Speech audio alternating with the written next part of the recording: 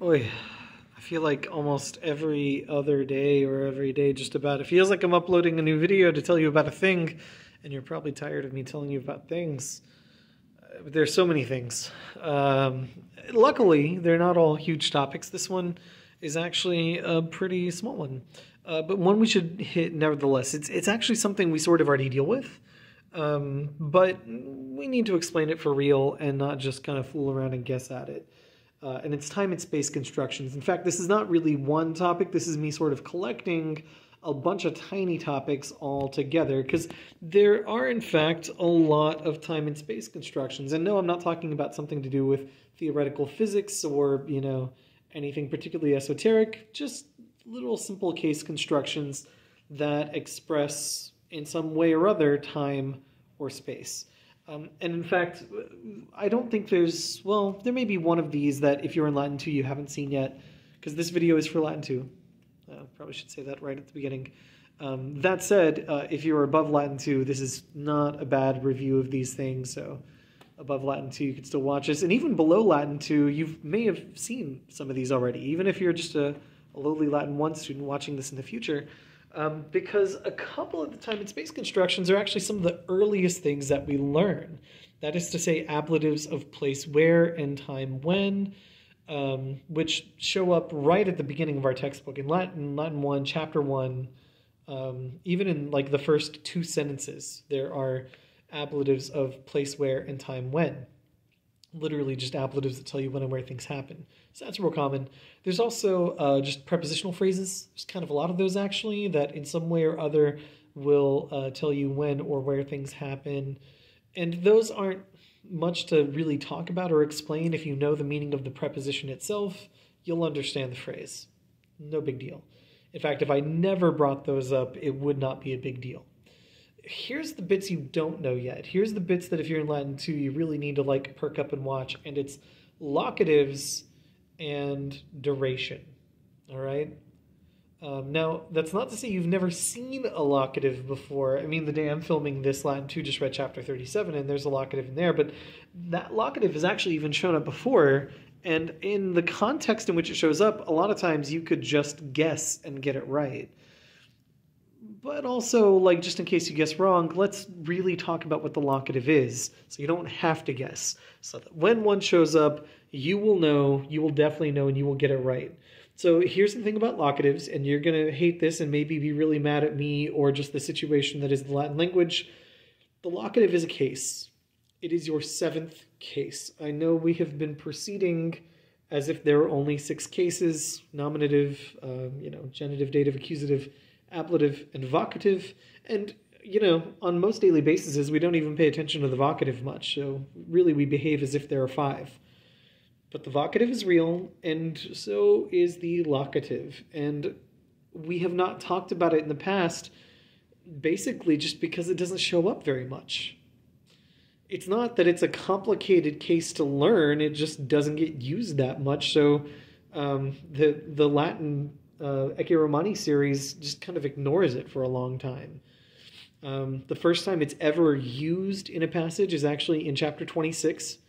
And in that chapter, they just treat it like a vocab word. Don't tell you what it is.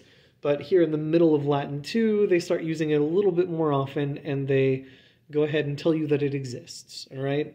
And here's the frustrating thing about the locative.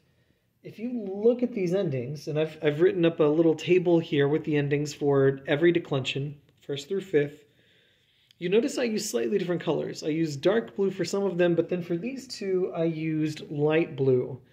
That's because if you look at all those dark blue ones, they look exactly the same as ablative endings. That's right, exactly the same as ablative endings. The thing about the ablative is the ablative can already show location in space or time, which is the job of a locative. The job of a locative is to show location. It could be in space, could be in time, but it's to show location. Well, the ablative of place where and the ablative of time when already do that. So that is to say that if you're looking at any of these, they are indistinguishable from ablatives that do the same job. And you might say, well, then if they're indistinguishable from an ablative that does the same job, then why do I have to learn this? Blah! It's because of these two. It's because in singular first and second declension words, they might use locative endings that are different from the ablative, but still do this job of showing place, where, and time when. And the real frustrating thing is they're not even like distinctive endings. They look like genitives. They look exactly like genitives. So, and believe me, I've had this happen. I've had a sentence with a locative in it, and I've had, a bunch of kids read right past it, not realize it was locative, and still translate it right. I have also had the exact same sentences and have some kid have a meltdown and say, why is there a genitive here? This makes no sense. And it's because it's not a genitive, it's a locative. Let me show you an example. All right, this is the kind of thing that you will often see in the locative. I mean, number one, it's always going to be a word that refers to place or time, so it won't be with random words. Right? You don't have to worry about just any old noun becoming locative. It's going to be something like a place name, like Rome. And in fact, in classical Latin, this is one of the most common place names you would see in locative. So this says, Lucas, my cat, lives in Rome. And even though Rome looks like it's a genitive, you're just going to say in Rome or at Rome. One of those will do. Of course, this is a lie. I am not an Italian or a Roman. I do not live in Rome. And Luke, in fact, lives at my house. So let's use this example instead. Luke, my cat, lives at home. Or you could say at my house. But yeah, you would translate domi here, which still looks like it's genitive. You would just translate it as at home or at my house. Because it's locative. And it's showing location. It's telling you where Luke the cat lives. He lives at home. All right? Now, like I said, with these locatives, you're not going to see them with just any random words. In fact, even a lot of place names don't really show up in the locative. Apart from, the name of a city, perhaps, or the word domi, there's a handful of other common words. And even among that handful, there's some that I see much more often than others, like this phrase, domi militiaque, which means essentially at home and abroad. I mean, literally at home and in the military, but in the military meaning on campaign, away from the city. And at home meaning in the city.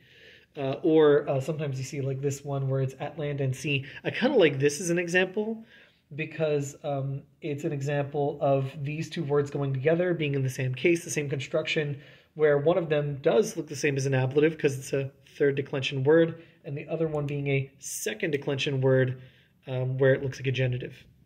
So, but yeah, so this is how you would say at land and at sea, right? Now, that's locatives, all right? So that's one of the topics, right? Of the four topics there, two of which we already know about and are real simple. There's the third one, locatives, but there's also this bad boy, accusatives of duration or extent of time and space. I put duration up there because in English that's going to work best with the word time, but you could also call it the extent of space, all right? So duration or extent of time or space, all right? And all this is doing is, this is when you want to say for how long or for how far something happens. Not when or where it happens, but for how long. You use the accusative to do this. Not a new case. We definitely have seen accusatives before many times. But in the past, we've always talked about the accusative being a direct object or the object of a preposition. Well, it could also be a duration of time or space, like so. If I say, Leia, my cat, ran for 10 miles, what I would do with miles here is I would put it in the accusative. I would have decem, well, this is a number, it actually doesn't decline, but then milia, which is accusative, miles. Technically this is not accusative, but it's just going with miles, so don't worry about that.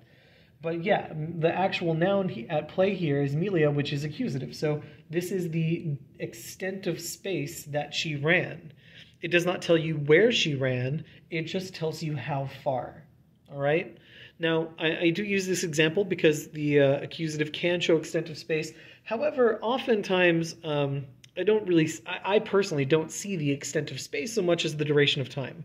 I think that's much more likely what you're going to see from this kind of accusative. And also, this sentence isn't true, so let's look at this example instead.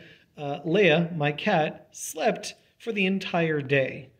Right, where totum diem is an accusative, not telling you when she slept, but for how long, for the entire day, for the whole day. And this is the kind of thing you're going to see super often. And again, because of that, you're not going to see this kind of accusative working with some random vocab word, it's going to be something that has to do with time or space, probably time. So it's most likely going to be like a word like days or hours or months or years. And don't think that you could only have one of these things in a sentence. It depends on what you want to say. A great many sentences have no time or space constructions in them. And, you could have one or more of these in any given sentence. Like this example sentence here where I have several time and space constructions. It says, in March, or in the month of March, Hayden and Ashlyn came to school after having learned at home, or after they had learned at home, or there's my at home, for a whole year. There we go. Right? And so I've got lots of time and space constructions. I have an ablative of time when, in March. I've got a prepositional phrase, they came to school. I've got a locative, after they had learned it at home, and a duration of time for a year. So in this example, I've got lots of time and space constructions just because this particular example had a lot of things to say about time and or space. Also, thanks for the shout out to Ashlyn and Hayden, who are here today. Hey! And also who helped me write this sentence by giving me something to write about. So, perhaps one of these days I will see some more of you in the room as well. But until then, keep watching my videos, and best case scenario is that I stop making these. Not because I don't stand by the content I'm posting, but because, I'm ready to do this live and in person again. All right. If you have questions about these or anything else, as always, ask. If you would like me to start remaking my videos when I stumble over words, I don't have that much energy, so you'll have to put up with it. Bye, guys.